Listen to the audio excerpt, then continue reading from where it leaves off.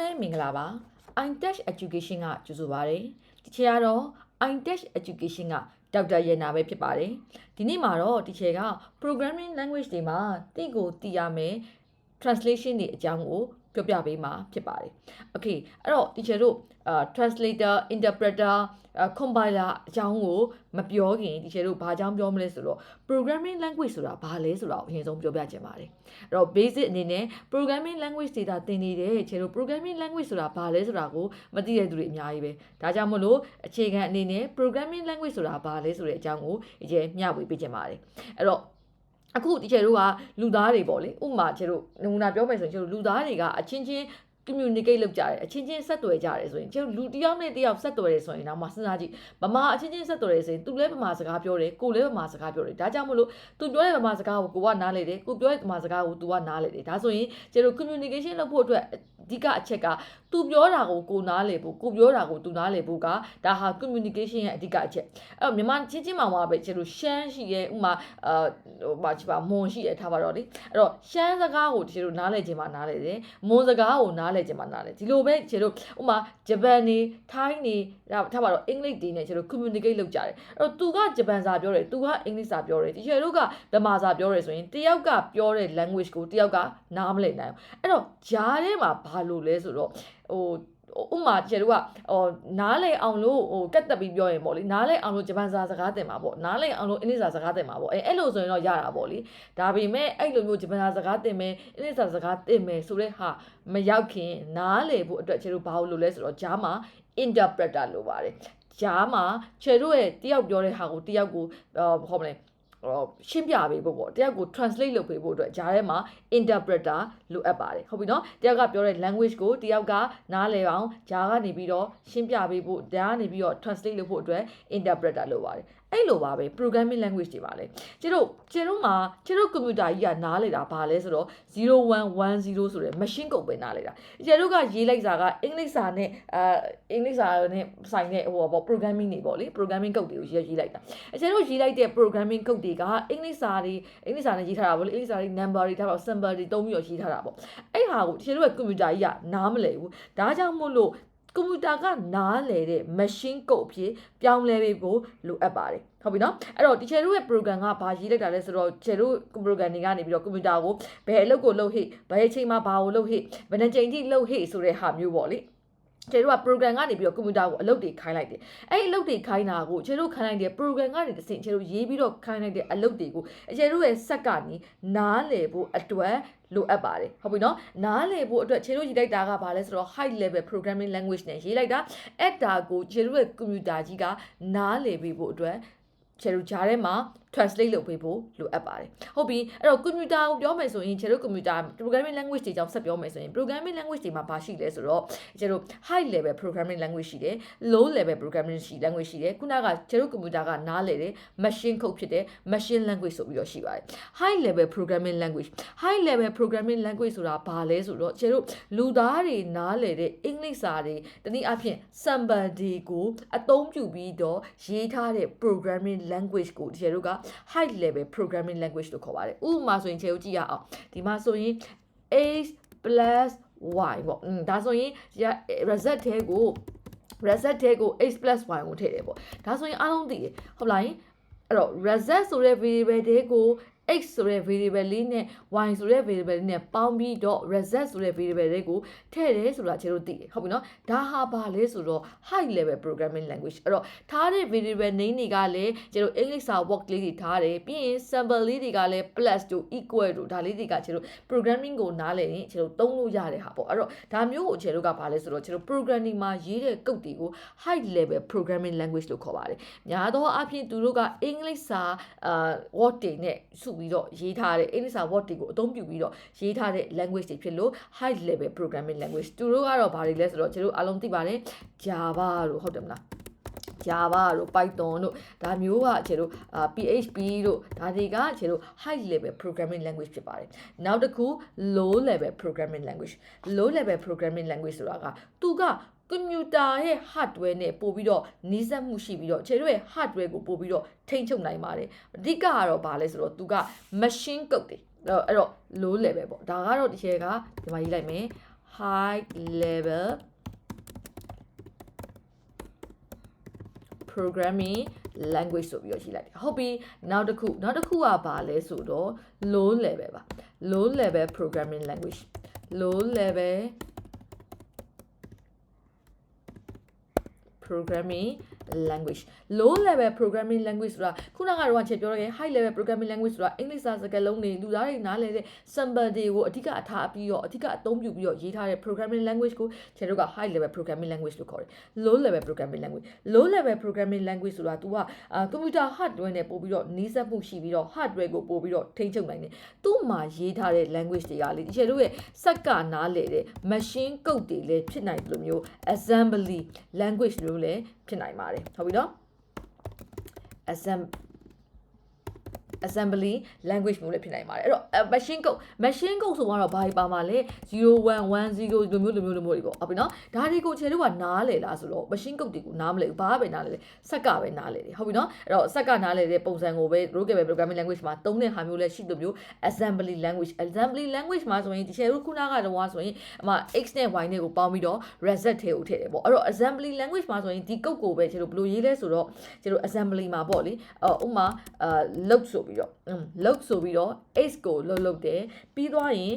add ဘာနဲ့ add မှာလဲဆိုတော့ y မှာ add တယ်ပြီးရင် sto ဆိုပြီးတော့ reset ထဲမှာ store လုပ်တယ်ဒါဟာ x plus reset equal to x plus y ဆိုတဲ့ high level programming language မှာရေးထားတဲ့ code ကိုကျတော့ assembly language မှာရေးထားတဲ့ပုံစံပါ assembly language ကတော့ဒီက machine code ထက်တော့ပို့ပြီးတော့အဆင့်မြင့်တယ်ပေါ့လေနည်းနည်းလေးတော့ပို့ပြီးတော့နည်းနည်းတော့နားလေရခုန machine code လောက်ပေါ့ဒီမှာဆိုကြည့်လိုက်လေ machine code ဆိုရင်0110ဘာညာဆိုတာကျတော့လုံးဝအောင်နားမလဲဘာရေးထားမှန်းကျတော့မသိဘူးဟုတ်ပြီနော်အဲ့လိုမျိုးနဲ့ရေးထားတဲ့ machine code နဲ့ရေးထားတဲ့ low level programming language တွေလည်းရှိတယ်လို့မျိုး assembly language ဆိုတဲ့ဒီလိုမျိုးတွေနဲ့လူတိုင်းနည်းလေးနားလည်နိုင်တဲ့ assembly language မျိုးနဲ့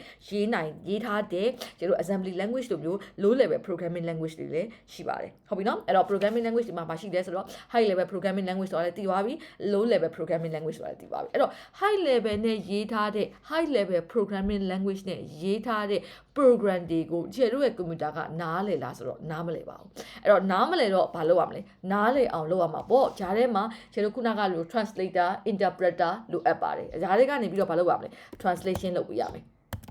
translation အဲ့တော့ translation လုပ်တဲ့ပုံစံနှစ်မျိုးရှိပါတယ် compiler သုံးပြီးတော့ translation လုပ်တာနဲ့ interpreter သုံးပြီးတော့ interpreter သုံးပြီးတော့ translation လုပ်တာနဲ့ဆိုပြီးတော့နှစ်မျိုးရှိပါတယ်အဲ့တော့အရှင်းဆုံးအခြေပါကိုပြောမလဲဆိုတော့ compiler ကိုရှင်းပါမယ် compiler သုံးပြီးတော့ပြောင်းမယ်ပေါ့လေအဲ့တော့ source code တွေကိုဘာအနေနဲ့ပြောင်းပါလဲဆိုတော့ခြေတို့ compiler သုံးပြီးတော့ဘာကိုပြောင်းပါလဲဆိုတော့ခြေတို့ရေးလိုက်တဲ့ source code တွေကိုဘာအနေနဲ့ပြောင်းပါလဲစက်ကနားလေတဲ့ machine code အနေနဲ့ပြောင်းပေးတာပါဟုတ်ပြီနော် machine code တွေနဲ့ compiler ကိုကုန်ပြီးတော့ source code ကိုကျတို့ရေးလိုက်တဲ့ source code program တွေကို machine code စက်ကနားလေတဲ့0110ဆိုတဲ့ binary number အနေနဲ့ပြောင်းပေးတာဖြစ်ပါတယ်ဟုတ်ပြီအဲ့တော့ compiler ဘယ်လိုလုပ်လို့လဲဆိုတော့သူကလေ program တစ်ပုတ်ရေးပြီးသွားရင်ဥပမာ program 10ချောင်းရှိတယ်ပဲထားပါတော့အဲ့ program 10ချောင်းရှိရင်အဲ့ program 10ချောင်းလုံးကိုရေးလိုက်တယ်ရေးပြီးသွားပြီပေါ့ရေးပြီးသွားပြီးတော့ save လုပ်ပြီးတော့ run တော့မှတစ်ခါတည်း combine လုပ်ပါတယ်ဟုတ်ပြီနော် program တစ်ပုတ်ကိုတစ်ခါတည်း combine လုပ်တယ်သူကနေဘာထွက်လာလဲဆိုတော့လေ executable file ဆိုတာထွက်လာတယ် executable file ဆိုတာထွက်လာအဲ့ executable file ကတနည်းအားဖြင့် exe ပေါ့လေ exe file လို့ခေါ်တယ်ခြေတော့ executable file ဥပမာ Java မှာဆိုရင်ဘာထွက်လာလဲဆိုတော့.class file ထွက်လာတယ် .class file လေးထွက်လာတယ် .class ဆိုတဲ့ file လေးထွက်လာတယ် combine လုပ်ပြီးသွားရင် .class file လေးထွက်လာတယ်ဟုတ်ပြီအဲ့တော့အဲ့ compiler ကိုအသုံးပြုတဲ့ programming language တွေကဘာလဲဆိုတော့ C++ တို့ Java တို့က compiler ကိုအသုံးပြုတဲ့ programming language တွေပဲဖြစ်ပါတယ်ဟုတ်ပြီနောက်တစ်ခု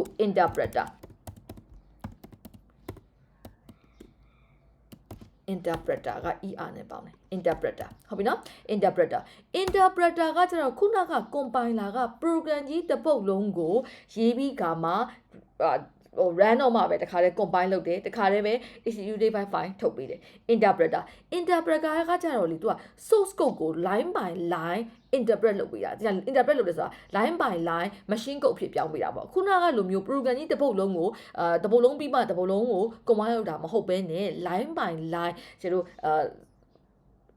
ပေါ့ line by line machine code အဖြစ်ပြောင်းပေးတာပေါ့ source code ကို machine code အဖြစ် line by line ပြောင်းပေးတယ်အဲ့တော့ error တွေတွေ့ရင်ချက်ချင်းပဲသူကပြတယ်ပေါ့ချက်ချင်းဘယ် line မှာတွေ့ရဲဆိုချက်ချင်းပဲ error line ပြတယ်ပေါ့ခုနကတော့ combine အားလုံးပြီးသွားတော့မှ combine လုပ်တော့မှ error တွေ့တော့မှဘာ error မှာဘယ်နေရာမှာ error ဖြစ်ပါတယ်ဆိုတဲ့ဟာကိုပြပြီးမယ်ဒီမှာကတော့တခါတည်းပဲ error တခါလေးလမ်းပြတယ်ပေါ့ error ဘယ်နှဖြစ်ပါပြီဆိုပြီးတော့တခါလေးလမ်းပြတယ်အဲ့တော့ error ဖြစ်ရင်ကျွန်တော် run လို့မရနိုင်ဘူးပေါ့အဲ့လိုပုံစံမျိုးပေါ့ဟုတ်ပြီအဲ့တော့သူ့မှာပါတယ်ဆိုတော့ခုနက compiler သုံးလုံးက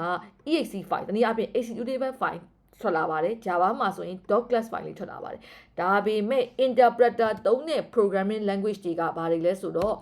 Python တို့Python ရှိတယ်PHP ပေါ့လေ PHP ဒါတွေက interpreter သုံးတဲ့ programming language တွေပါသူတို့ကခုနက Java တို့ C++ တို့မှာတော့လိုမျိုး compile လုပ်ပြီးရင် exe file ထွက်လာတာမျိုးမရှိပါဘူးသူတို့တော့ဘယ်မှာသုံးတာများလဲဆိုတော့လေ interpreter ကိုလေကျတို့ web development တွေမှာသုံးတာများပါတယ်ဒါကတော့ဒီကျတို့ကျတို့ computer တွေကရေးလိုက်တဲ့ကျတို့ computer တွေမှာရေးလိုက်တဲ့ program ကိုစက်ကနားလည်တဲ့ပုံစံဖြစ်အောင်ဘယ်လိုမျိုး translation လုပ်တယ် compiler ကိုဘယ်အချိန်မှာသုံးလဲ interpreter ကိုဘယ်လိုနေရာမှာသုံးလဲဆိုတဲ့ဟာကိုမျှဝေသွားတာဖြစ်ပါတယ်ဒီချက်ကအခု program လေးတစ်ပုဒ်ကိုရေးပြပါဦးမယ်ဟုတ်ပြီနော်အဲ့တော့ program လေးတစ်ပုဒ်ကိုစမ်းပြပါမယ်အချက်မှာဒီမှာပေါ့ဒီမှာချက်Java program လေးရေးလိုက်မယ်အဲ့တော့ public class ဆိုပြီးတော့ my text1 ဆိုပြီးရေးလိုက်မယ်ခဏနော် example ရေးလိုက်အောင် example 1လို့ရေးလိုက်အောင် example 1ပြီးရင် public static void main ဆိုပြီးတော့ string argx ဆိုပြီးတော့ချက် main ထဲမှာ system.out.println နဲ့ဒီချက်ကဘာရေးမလဲဆိုတော့ hello java လို့ရေးလိုက် hello java လို့ရေးလိုက်ဟုတ်ပြီနော်ဒါမှမဟုတ်ဘူး java လေးကိုချက်ရေးတာအဲ့တော့ဘယ်မှာရေးမလဲဆိုတော့ချက် testing ထဲမှာသိမ်းပါမယ်အဲ့တော့ဘာနဲ့သိမ်းလဲဆိုတော့ java ကိုသိမ်းလို့ရှိရင်ချက် class name.java နဲ့သိမ်းပါတယ်ချက် class name က example1.java လေးနဲ့သိမ်းမှာဖြစ်ပါတယ် okay အဲ့တော့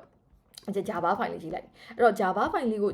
compile လုပ်ပါမယ်အဲ့တော့ compile လုပ်မယ်ပေါ့အဲ့တော့ဒီမှာဆိုရင်ဒီမှာ compile လုပ်မယ်ပေါ့ okay အဲ့တော့ဒီမှာဆိုရင် Java ကို compile လုပ်ရင်terminal မှာပဲ compile လုပ်ပြမယ်เนาะ Java ကို compile လုပ်ရင် Java C ခုနက Java ရဲ့ class name လေးက example.java လေးနဲ့ compile လုပ်ပါတယ် okay မှာ error ဖြစ်ပါပြီ example.java ကို not found example.java မဟုတ် sorry ချိန်မှာပါတာ example1.java အဲ့တော့ example1.java လေးကို compile လုပ်ပါတယ်အဲ့တော့ဒီမှာ testing ထဲမှာကြည့်ပါအဲ့တော့ဒီမှာဆိုရင်ဘာလေးထွက်လာလဲဆိုတော့ compile လုပ်ပြီးတဲ့အခါမှာဒီမှာ .class file လေးခုနကတင်ထားတဲ့ဟာလေးက example1.java လေးထည့်လာတယ်ဟုတ်နော် java လေး example1.java လေးကိုအဲ့ file လေးကိုစိတ်လိုက်တယ် compile လုပ်ပြီးတဲ့အခါမှာဘာထွက်လာလဲဆိုတော့ exe file ထွက်လာတာဖြစ်ပါတယ်အဲ့တော့ example1.java ဆိုတဲ့ exe file လေးထွက်လာတာဖြစ်ပါတယ်ဒါကတော့ java က compiler တို့အသုံးပြုတဲ့အတွက်ကြောင့်ဒီလို compile လုပ်တဲ့အခါမှာ exe file တနည်းအားဖြင့် java ရဲ့ .class file လေးထွက်လာတာဖြစ်ပါတယ် okay java လေးကို run မယ်ပေါ့ example 1ဆိုပြီးတော့ Java run ခုနက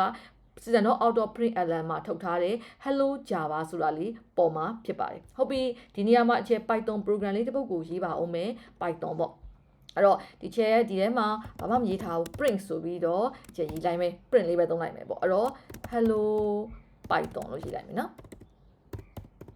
hello python လို့ရေးလိုက်မယ် okay ဒါလေးကိုလည်း save ပါမယ်အဲ့တော့ဒီဘာလေးနဲ့ save မလဲဆိုတော့ test1.py file လေးနဲ့ python file လေးနဲ့ save လိုက်ပါပြီဒါ python file လေး save လိုက်ပြီအဲ့တော့ python လေးကိုလည်းဒီrun ကြည့်ပါဦးမယ်ခုနက java file ကို run နေအခုpython file လေးကို run မယ်အဲ့ဒါကြောင့်မလို့ python အဲ့တော့ test1.py ဆိုတဲ့ဟာလေးကို run လိုက်ပါတယ်အဲ့တော့ဘာထွက်လာလဲဆိုတော့ခုနကရေးထားတဲ့အတိုင်းပဲ hello python ဆိုတာလေးထွက်လာပါတယ်အဲ့တော့ဒီထဲမှာဝင်ကြည့်ပါမယ် java က compiler ကိုသုံးတဲ့အတွက်ကြောင့် compile လုပ်လိုက်တဲ့အခါမှာ .class file ထွက်ပေမဲ့ကျတို့ရဲ့Python က